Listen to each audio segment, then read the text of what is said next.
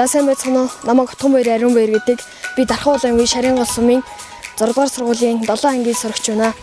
Энд ирснээр би хүүхдүүд хэрхэн хүмүүнлэгийн ажлыг хийдэг, сайн дурын ажилтан гэж хэмб, өсвөрөө улаан загалмай гэж яг юу хэлээд байгаа гэдгийг маш сайн ойлгож авлаа.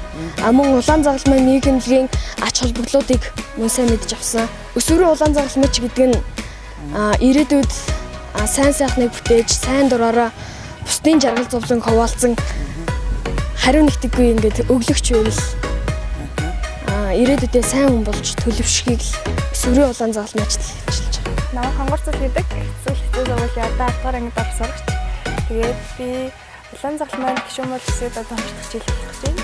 Тэгээд энэ хугацаанд ер нь улаан загалмайд явснараа хамгийн чухал одоо сурсан зүйл маань их олон найз нөхдөдтэй болсон. Тэгээд сайн үнс хийдэг, сайн үнс хийх нь одоо ямар ач тустай, эсвэл ямар ач тустай өгдөг.